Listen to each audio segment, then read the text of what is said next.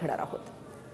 पुढच्या बातमीकडे वळणार आहोत। रत्नागिरीमध्ये महायुतीमध्ये धुसफूस सुरू असल्याचे पाहायला मिळतंय। अजितदादा गटाकडून सावंतांवर आरोप करण्यात आलेत। लाडकी बहिणीच्या नावाखाली सावंतांकडून लाडक्या भावाचा प्रचार सुरू आहे। अजितदादा गटाचे प्रवक्ते अजित यशवंतराव यांचं ट्विट करून हे आरोप आहे। अजित यशवंतराव राजापुरातून विधानसभेसाठी इच्छुक असल्याची माहिती आहे, तर कार्यक्रमांचं निमंत्रण सर्वांना दिलं होतं, असं उत्तर उदय सामंत यांनी दिलंय।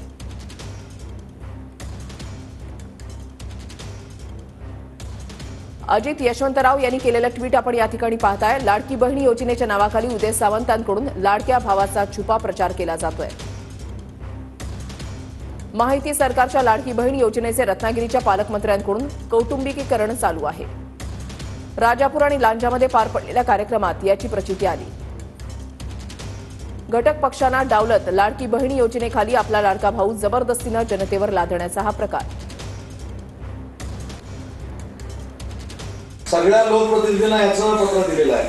आमदार आहेत, खासदार आहेत, जेवढे जेवढे लोकप्रतिनिधी आहेत, जेवढे जेवढे शासनाच्या राज्य शासनाच्या समित्यांवर काम करत आहेत, त्यांना या कार्यक्रमाचं निमंत्रण दिलेलं आहे। परंतु महिला भगिनींना मला एक विनंती करायची आहे की या कार्यक्रमाला कोण उपस्थित राहिले याची देखील नोंद आपण घेतली पाहिजे। जे व्यासपीठावर आले नाहीत त्यांना देखील भविष्यामध्ये धडा शिकवण्याची भूमिका आपण महिला भगिनींनी घेतली पाहिजे।